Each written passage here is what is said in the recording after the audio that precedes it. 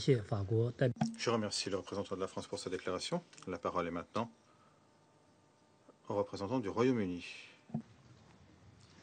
Merci, Monsieur le Président. Normalement, je ne prendrai pas la parole avant les consultations, mais comme le secrétaire général adjoint, M. Lacroix, et l'ambassadeur de la France l'ont dit si clairement, cette période n'est simplement pas normale pour la population de la RDC. Effectivement, pour de nombreuses personnes dans les régions du Kasaï, il s'agit des moments les plus sombres de leur vie. Les rapports provenant de cette région devraient nous faire frissonner, chacun de nous dans cette salle. Ces signalements sont caractéristiques de ce qu'il y a de pire dans l'humanité. Des meurtres de masse, des décapitations, des fosses communes, des millions de personnes déplacées. Malheureusement, comme le dit le conseiller du secrétaire général sur les génocides, les propres forces de sécurité du gouvernement sont responsables de beaucoup de ces morts et destructions dans certaines zones des provinces du Kasaï. Près de 100 enfants ont été mutilés et tués par les forces de leur propre gouvernement, et des enfants ont été victimes d'atteintes sexuelles de la part de forces gouvernementales.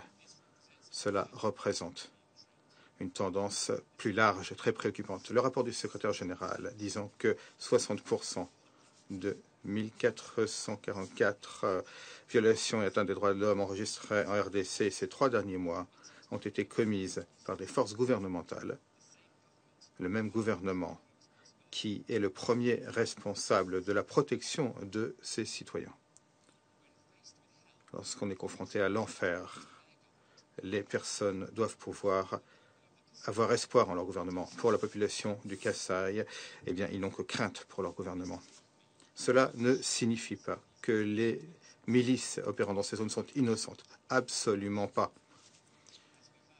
Comme nous l'a dit M. Lacroix, elles aussi sont responsables de viols, de meurtres et de haut niveau de recrutement d'enfants.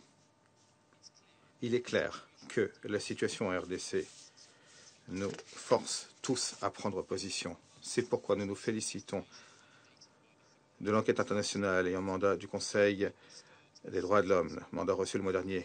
Elle doit commencer le plus rapidement possible et fonctionner avec les normes internationales de transparence et d'indépendance. Nous exhortons le gouvernement à pleinement coopérer avec cette enquête. Ceux qui sont responsables de ces crimes atroces doivent être traduits en justice.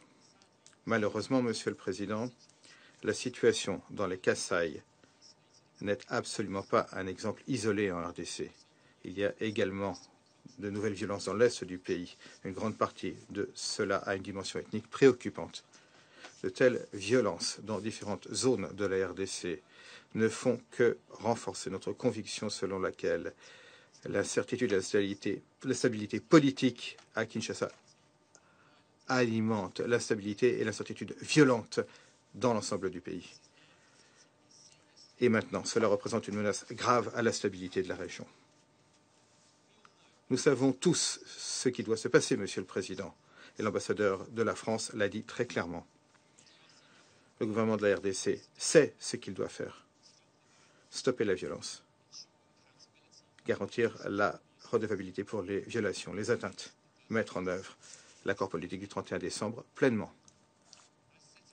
Comme le dit cet accord, les élections doivent avoir lieu dans 6 mois.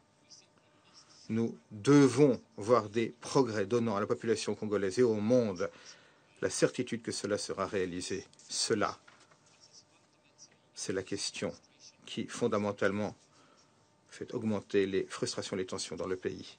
Afin d'apporter des résultats, la commission électorale doit publier un calendrier électoral fixant la date des élections conformément à l'accord du 31 décembre et convenir d'un budget afin que l'on puisse donner les financements internationaux essentiels. Je voudrais me féliciter des progrès dans l'enregistrement des électeurs et le rôle positif joué par la MONUSCO pour appuyer cela. Mais ce progrès doit se poursuivre. La sécurité ne peut pas être utilisée comme un prétexte pour de nouveaux retards. En vérité, Monsieur le Président, rien de cela n'est nouveau. Nous savons depuis longtemps ce qu'il faut faire. Il est clair que notre message n'atteint tout simplement pas le gouvernement de la RDC. Les meurtres se sont poursuivis. L'horreur a continué. Ce qui ne s'est pas poursuivi, c'est une véritable mise en œuvre de l'accord politique du 31 décembre qui ouvre la voie à des élections. Donc, nous tous, en ce Conseil, nous devons faire davantage. Les yeux du monde sont tournés vers nous aujourd'hui, en cette séance publique, et je demande à tous les membres du Conseil d'appuyer un message clair, sans équivoque. Stoppez la violence. Traduisez en justice les personnes responsables de violation des atteintes. Mettez en œuvre l'accord du 31 décembre, pleinement, sans retard. Merci.